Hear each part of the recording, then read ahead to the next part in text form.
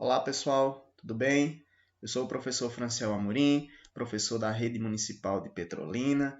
Nós vamos estudar, vamos à nossa aula, vamos estudar sobre o sistema feudal, o feudalismo, tá? Então, antes de falar do feudalismo, do nosso conteúdo em si, a gente vai tratar inicialmente, apresentar para vocês aqui a capa do nosso caderno de atividades, que vocês já devem ter recebido, estão recebendo, né, sobre este conteúdo e também sobre as monarquias nacionais. Na aula de hoje nós vamos tratar do sistema feudal, do feudalismo, o que deu origem ao feudalismo, né, como é que ele se estruturava, quais eram as características principais, e depois em outro vídeo vocês vão estudar sobre a crise do sistema, sobre o surgimento das cidades, das monarquias nacionais, que aí já será, né, uma outra história, uma outra aula, tá? Então, inicialmente, a gente precisa compreender qual é a origem, né, do sistema, quais são os fatores que deu origem ao feudalismo, né, antes de entendê-lo, inclusive. O feudalismo ele surge em um contexto, né, de decadência do Império Romano, né, do Império Romano do Oriente, porque o Império Romano do Ocidente já tinha se desagregado, né, e aí surge a história dos povos bárbaros, né, que são os povos considerados bárbaros na época lá, porque eles eram povos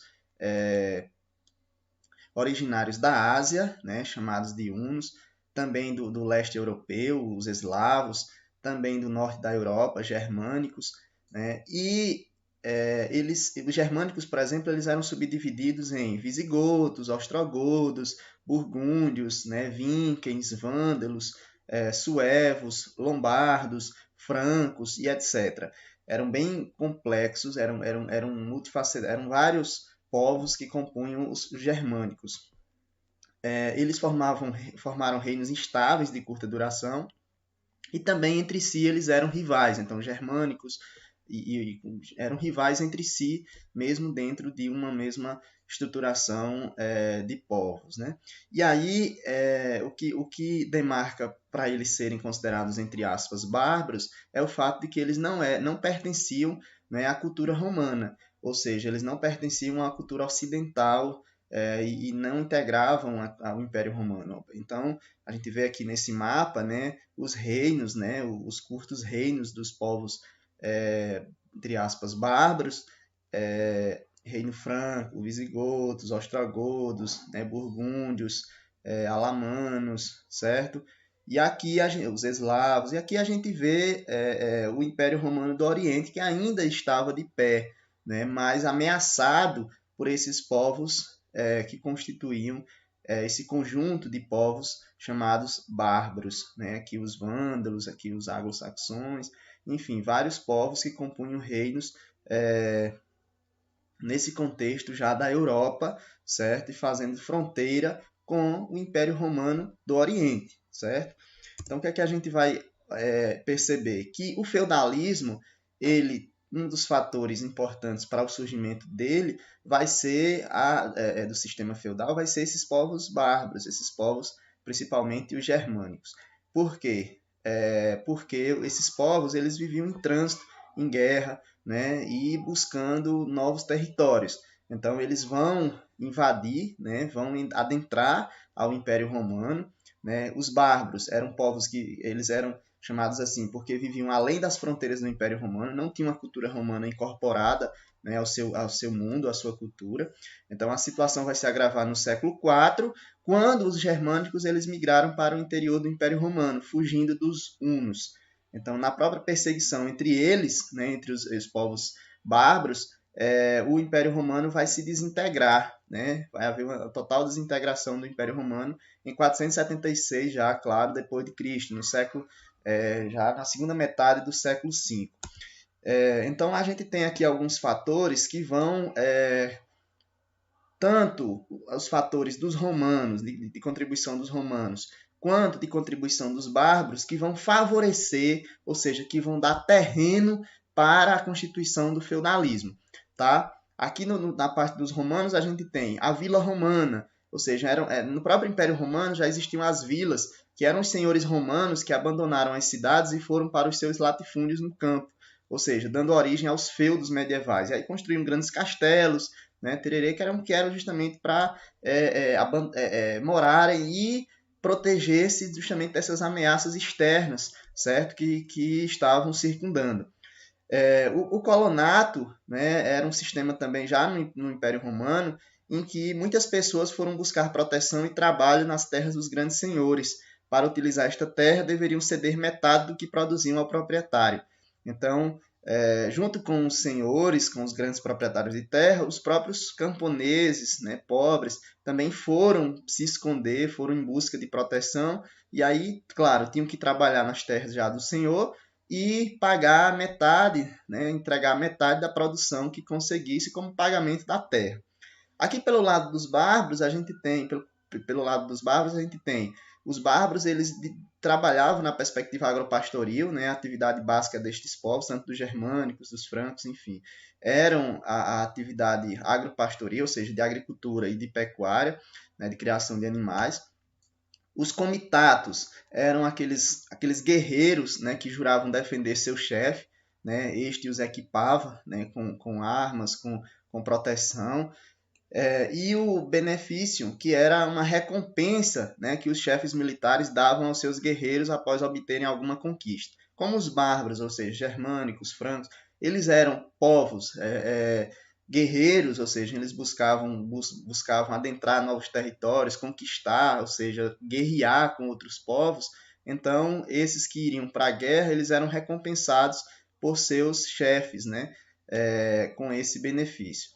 E o direito consuetudinário eram as leis, né, que existiam na época, ou seja, leis que não precisavam estar escritas necessariamente. É a coisa da palavra, que muita gente, inclusive, tem o uso disso até hoje, né? Aqui mesmo na nossa sociedade, né, a partir dos costumes, né? Alguém promete alguma coisa a alguém, aí a pessoa vai e cumpre, porque a palavra é uma honra, né? Se eu dei minha palavra, então eu vou cumprir. Eu não tenho nenhuma obrigação formal, legal, escrita que me obrigue a fazer tal coisa, mas porque eu dei minha palavra, eu prometi, então eu preciso cumprir, porque é uma questão de honra, né? Então, existe muito isso aqui no Nordeste, né, no Brasil mesmo, que é uma herança, que é uma semelhança a essa questão, né, aí dos bárbaros. Então, continuando, a gente vai ter agora, de fato, a organização, né, do feudalismo. Né? A partir desses aspectos, tanto dos romanos quanto dos bárbaros, a gente vai ter a organização, a sistematização, de fato, do feudalismo como um novo sistema econômico-social, ou seja, como um sistema econômico e como um sistema de sociedade, certo? Claro, não mais das cidades, né? Das cidades, das zonas urbanas, mas de uma ruralização, de uma sociedade rural baseada também numa economia rural. E a gente vai entender um pouquinho mais desse feudalismo. Né? O feudalismo, ele primeiro era uma imensa propriedade rural governada pelo senhor feudal. Né? A terra era o principal elemento de prestígio, de status, né? De fonte de riqueza. Então, tão logo existiam os proprietários e os não proprietários. Porém, a economia era a monetária e de subsistência, ou seja, não se produzia visando, ou seja, não se produzia alimentos, agricultura visando lucro, visando comércio, mas apenas a subsistência, certo? A subsistência, a manutenção daquelas pessoas, daquele sistema. Então, as divisões do feudo eram feitas a partir da estrutura social, da estrutura política, da estrutura de poder estabelecida a partir do senhor feudal. Então, nós tínhamos o manso senhorial, que era... É o seguinte, dentro de uma propriedade, é como se dentro de uma fazenda hoje nós tivéssemos essas três divisões. Tá, gente? Dentro do manso senhorial era o quê? Ficava o castelo e eram ao redor do castelo as terras de uso exclusivo do senhor, porque estavam ali próximas ao castelo. Depois, mais afastado, estavam as terras servis, o manso servil, eram as terras utilizadas pelos servos. E também as terras comunais, que eram áreas comuns, tanto para o senhor feudal quanto entre os servos. Então, os servos podiam pegar lenha, né, a área de pastorio, de colocar os animais para pastar, né, eram usadas por todos que compunham o feudo, compunham a propriedade. A gente vai ver aqui com mais detalhes essa estrutura. Aqui uma imagem que retrata especialmente essa estrutura feudal. Né? Aqui o manso senhorial, percebam que aqui está o castelo, né? Então essas terras aqui mais próximas ao castelo era o manso do senhor.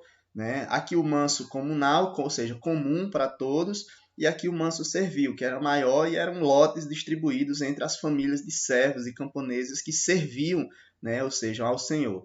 E aí esses servos eles trabalhavam aqui na terra deles e também tinham que dar conta da terra do senhor, por uma das obrigações justamente de estarem vivendo nessa terra que não era deles, ou seja, era do senhor feudal. A gente tem uma organização social, né, desse feudalismo baseada no estamento, ou seja, na sociedade estamental, onde cada grupo tinha sua função específica. Né? Em cima, na parte de cima, a gente tinha o clero, né? O clero que eram representantes da igreja católica e possuía um enorme prestígio. Também nós tínhamos a nobreza, né? Eram responsáveis pela segurança, composta principalmente pelos senhores feudais e os seus protegidos. E a gente tinha os servos, que era a maioria da população. Eles trabalhavam e produziam riqueza. Tá? Aqui nós temos uma estrutura piramidal, estamental, justamente dessa organização social. O clero está aqui acima. O clero fazia o quê? Rezava, orava, apenas isso. Não trabalhava, né, e apenas rezava. A gente vai ver mais à frente um pouquinho dessa estrutura do clero. A nobreza estava no meio aí, dividindo poder com o clero, com a igreja. A nobreza era representada pelos senhores feudais, os guerreiros, né? Eles guerreavam, né? E os servos trabalhavam. Então a gente tinha uma sociedade de uma classe que era o clero, ou seja, a igreja orava, a nobreza guerreava e os servos trabalhavam. E aqui a gente tinha, já que os servos eles eram os que trabalhavam, né, na parte aqui estrutural, na base da estrutura piramidal, então o que é que esses servos quais eram as obrigações desses servos, já que eles estavam morando num território que não era deles, né, eram do senhor feudal. Eles precisavam pagar, gente, uma série de tributos, né, ou seja, de obrigações com o senhor feudal. Né? Primeiro, a corvéia é o trabalho gratuito dos servos na agricultura, nas construções, nas pontes, no próprio castelo, nas fortificações que eram muradas, que eram construídas, e isso em gratidão ao senhor feudal por eles estarem naquele território, como eu já disse, que não era deles.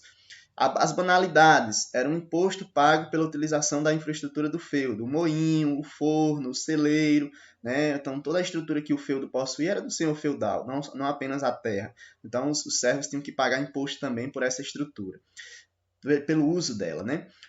A talha era uma porcentagem, quase sempre a metade entregue ao senhor pela produção no manso servil. Então o servo produzia naquele lote de terra que era do senhor feudal, mas que o senhor feudal destinava para ele, né, para a família dele.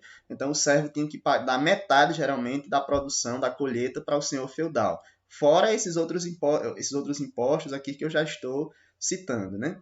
A mão morta era um imposto pago pela morte do chefe da família, se caso continuassem utilizando as terras. Então o chefe da família, ou seja, o chefe era o pai, enfim, a pessoa mais velha da família, geralmente do sexo masculino, se ele falecesse e a família ainda fosse continuar usando o feudo, né, vivendo ali, eles tinham que pagar um imposto porque a pessoa morreu. Então, geralmente, quando uma pessoa morre, as pessoas recebem solidariedade, né, recebe afeto. Aqui não.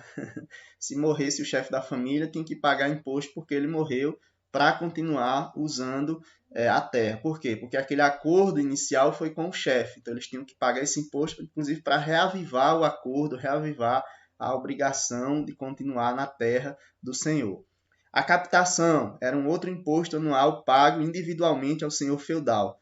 E aqui são só os principais. A gente tem vários outros impostos que eles tinham que pagar. No fim das contas, eles trabalhavam só para comer, né? O que sobrava era só para comer, para alimentar a família e enriquecer, ou seja, e aí o senhor feudal era que saía mais beneficiado, né? Porque ele explorava os servos em todos os aspectos, né?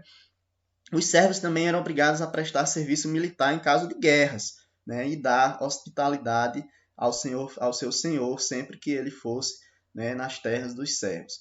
Então, dito isto, a gente coloca o seguinte: qual era a vida boa?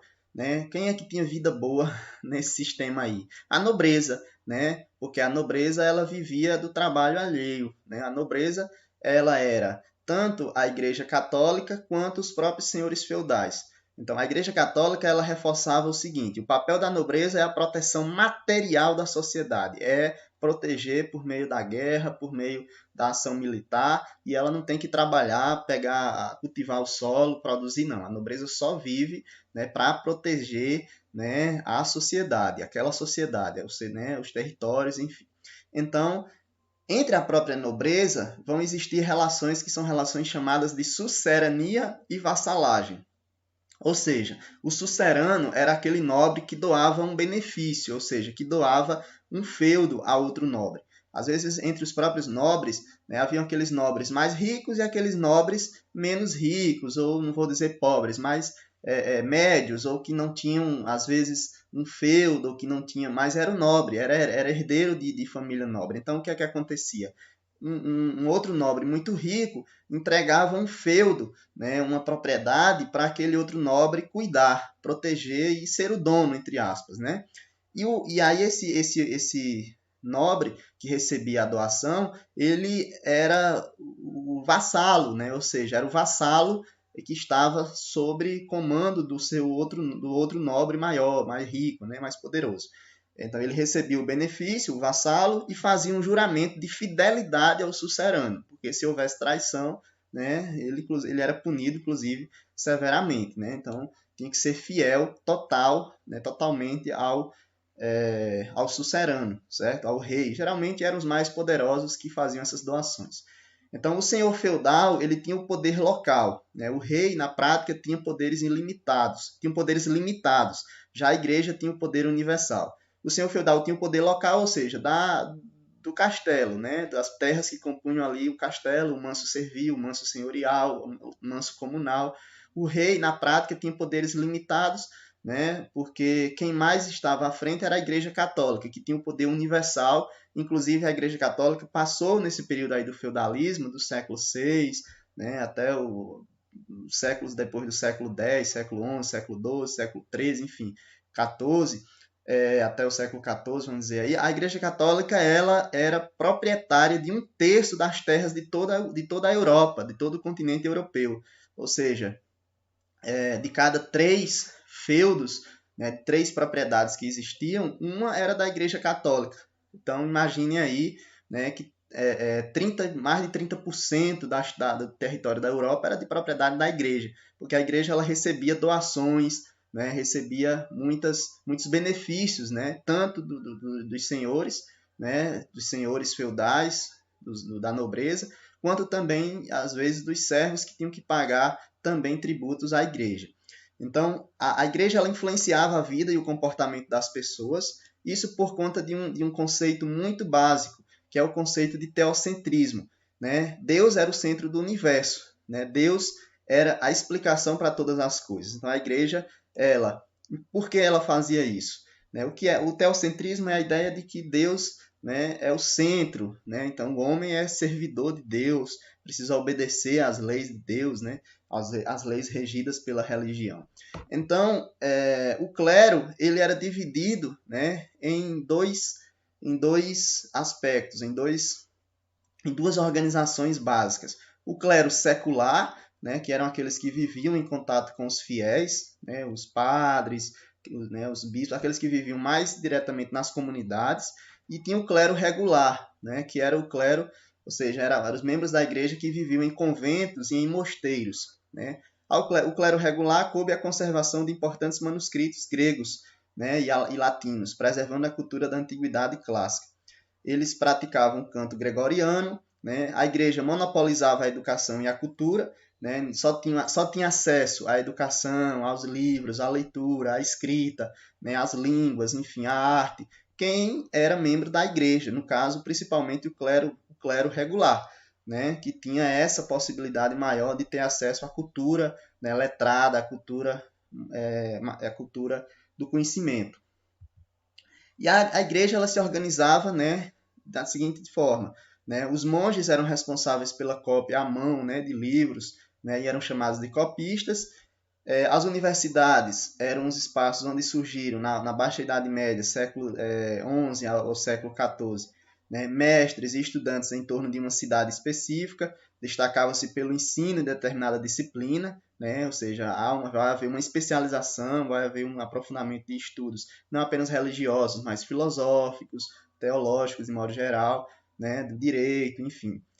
Oxford, na Inglaterra, e Coimbra, em Portugal, são instituições deste período, né? São universidades que surgiram dentro da Igreja Católica, criadas pela Igreja Católica. Tá? E aqui nós temos um monge copista na Idade Média, né? Que vivia dentro dos mosteiros, fazendo justamente a compilação, né? A escrita, a tradução, né? de escritos anteriores, né? Escritos, inclusive, da Antiguidade clássica, e também os ensinamentos da Igreja. E outro aspecto que nos chama a atenção é a Inquisição medieval. Né? A Inquisição medieval, o Tribunal da Inquisição, foi um instrumento utilizado pela Igreja, né? Já que a Igreja, o clero, era inclusive superior à nobreza. A Igreja vai impor esse tribunal e suas ideias, né, ao conjunto da sociedade, normatizando o comportamento social. Então, todos tinham que ser católicos, todos tinham que ser adeptos ao cristianismo e ao catolicismo especificamente. E aí institui o Tribunal do Santo Ofício, no século XII, né, que já perseguia, matava e torturava hereges. Hereges eram, pessoal, aquelas pessoas que não eram católicos e que não seguiam o cristianismo, o catolicismo. Tinham outras religiões, principalmente, né, os judeus, né, e outras religiões, né, os povos indígenas aqui na América também vão sofrer, né, com esse tribunal, porque eles não queriam se converter ao cristianismo, né? Então, em 1252, é institucionalizado o Tribunal da Inquisição, né, pelo Papa Inocêncio IV, na bula, né, Ad Extirparda.